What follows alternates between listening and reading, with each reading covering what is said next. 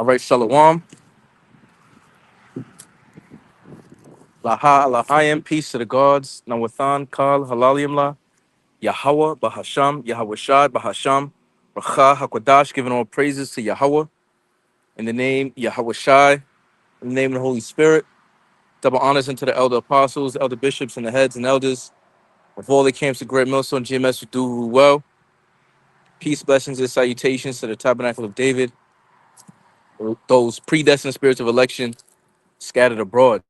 It's your brother Tasapanya of the Great Millstone, Washington, D.C. Church, out of one Rock Lord willing.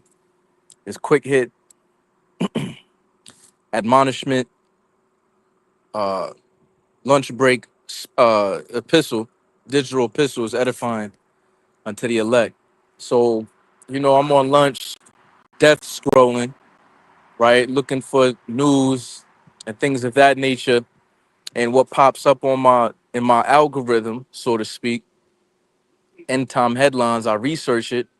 The Washington Post did it 5 minutes ago or 55 minutes ago, one of the two, that the Secretary of War, now notice, Nero, which is President Donald Trump, and we believe through faith, is the Donald Trump.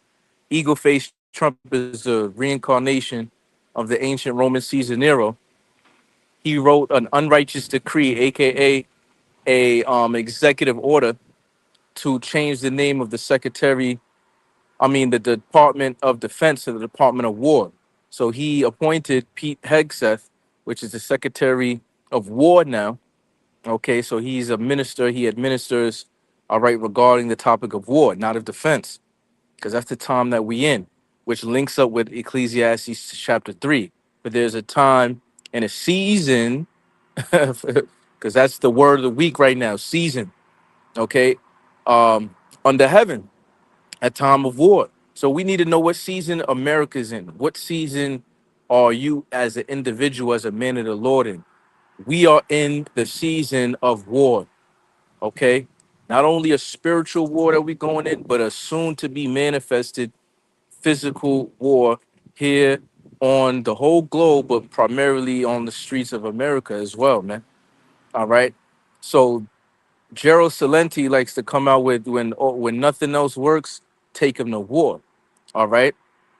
And I like to bring this out that the more talks that you hear about World War III is the more quicker the major prophecy of the mark of the beast, MOTB, is going to come to pass.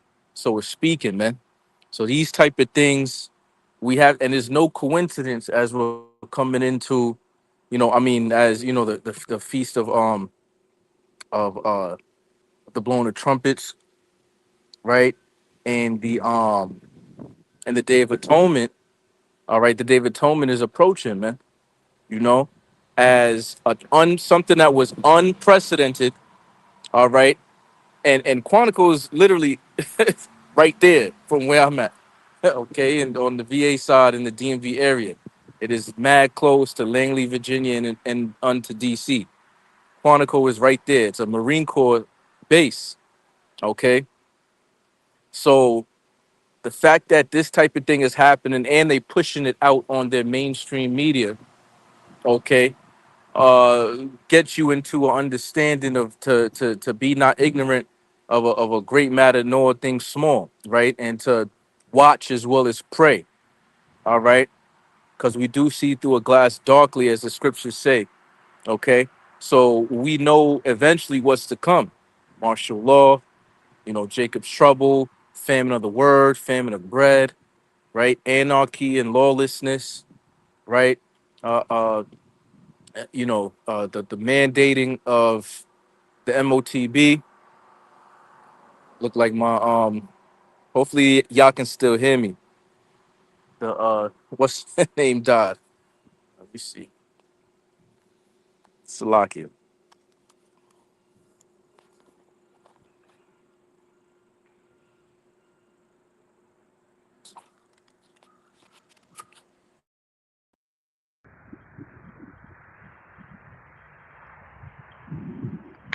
Hopefully y'all can still hear me.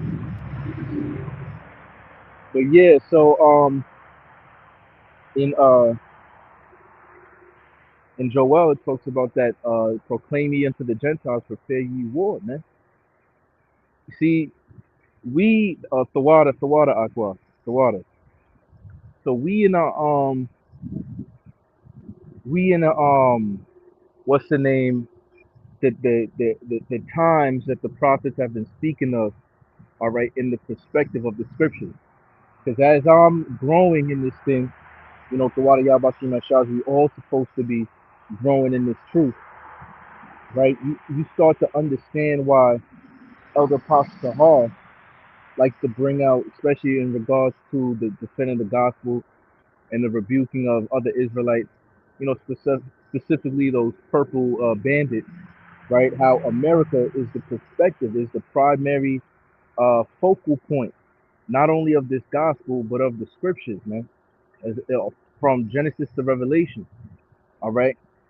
So when you understand Babylon and she, the whore, rideth the beast, if America is pushing wartime, that means that it's going to start to push the rest of the beast with it. Because wherever it's going, you on top of a animal, let's say a horse, for instance, or a dragon, you know, you want to go left, you go left, and you construct your tool of transportation to take you left, right?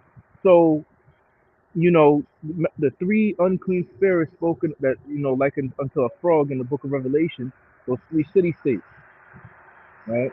Um, Vatican, okay, London, and DC slash Langley, Virginia. Vatican going into the Roman Catholic Church, right? Well, the Vatican, all right, is the city state jurisdiction that is able to do things in regards to with the false prophet, the Roman Catholic Church, where they make, you know, certain legislations regarding their Catholicism slash Protestantism, pretty much all religions, major religions. London, as far as the financial aspect of control of the whole planet, the seat of the beast, so to speak. You know, the Rothschilds and things of that nature, they come out of London, you know, and it's in a perfect position. Their market, uh, you know, their market, while the Eastern market is in sleep mode, so to speak, nighttime, and same thing with the West, America, they still are open to be able in the midst of that traffic of major, these guys is crazy, of major millions, billions, or trillions of dollars of movement, liquid. And then, of course, the DC slash Langley, Virginia, the Pentagon, and all the legislation, right, in regards to, you know, being over the law regarding wartime action, right? So we are heading towards that um that climate of what was prophesied in the scriptures, okay, which is the third war, which we're pretty much in, right? But you know, when people think of the World War III, they're thinking of, you know, nuclear missiles, which is the climax of it, okay? Because things take its stages, they take time, they take steps, right? Because they want to be like the Most High, talking about the international banking families, and that's how the Most High moves. So they imitate it, you know. You see, because they're seeking um omnipotent, omnipresent, omniscient type characteristics, which can only be artificial. All right, because they're not the Most High. So, you know, breaking news that's happening. We're gonna see on how this affects the market. All right, because the two things that I'm constantly watching for, as was pretty much, um, you know, a those that is likened of the same spirit of, you know, a true prophet, a true watchman, a sentinel, right? Like Elder Pastor say, keep your eyes on the Levant region in regards to you know, World War III type news. The armies coming together, all right, in West Asia, all right, going into the Levant region, into the Arabian Desert, and on the financial markets regarding the soon coming economic collapse, financial great reset, the wealth transfer that is happening as we speak. All right. So a lot of these things all are intertwined. Remember when they talked about poly crisis with the WEF? So a lot of these things, it's not like one, they're all going to be simultaneous. But remember, it's a time like never before, right? Um, Jeremiah 30 and 7, Daniel chapter 12 and verse 1, right? So we're entering into them times, unprecedented times. War is on the mind of pretty much all the kings of the earth, you know, and that's the spirit of the Lord that He's putting upon these kings. You know, the king's heart is in the hand of the Lord. As a river, He turns it whithersoever He will, and His will is for these nations to go to war. All right, ultimately, pursuant to Joel, all right, for the captivity and the selling and the mistreatment of the apple of His eye, His people, His chosen ones. You know, what I'm saying the Israelites, and ultimately, primarily the elect of the Israelites. All right. So again, things is about to increase. All right. This is why Ezra said, woe is me, who shall deliver me in those days? All right. These victuals shall be so good cheap upon earth, second Ezra 15, that they shall think themselves to be in good case. Everybody can walk around, talk, you know, these guys on lunch, smoking their cigarettes, playing what's the name over here? Asher over here playing the guitar and all of that. You know what I mean? They, you know, hitting they vape, eating they little, you know, gas station food and all that thing. People are in good case right now, but it's not going to be in that murky, redundant, everyday type of lifestyle and living, man. Things is going to change drastically. Victuals shall be so good, cheap upon earth, that they shall think themselves to be in good case, and then shall evils grow upon earth, sword, famine, and great confusion. Okay, so the sword is going to increase. The sword is, I ain't with you. I ain't in that spirit. Or the comment board talking about we all going to die. I'm not in that spirit. All right. There's going to be some among you that, yeah, how I said, that do not die, man, and that ultimately is reincarnation. All right, because a lot of the apostles or the prophets is back. Some of them is in the spirit world, others are not. You know, but yeah, man. You know, Lord willing, now if we that's our lot, you know, the scriptures talk about, you know, we those are the ones that die in Hamashiach is going to be first in the chariot, what the world ignorantly calls UFOs. But it's for a noble cause, and it's really what you know, you know, Yahweh Shai died, which is supposed to be a reward for transgressing the law, but he did not transgress the law in that body, and yet he did that to be a sacrifice for his people. Hence why there's no greater love than for a brother to die, you know, for a man to die for his brethren, for his friends, So for us to lay down, for not bowing the knee to Baal, for not taking the MOTB, you feel me? There shouldn't be the elect is not gonna have no problem with doing that, you know. And the Lord ultimately is gonna put a spirit on certain men to go through whatever lot that was given unto them. So I'm gonna leave it at that, man. I gotta go. All right.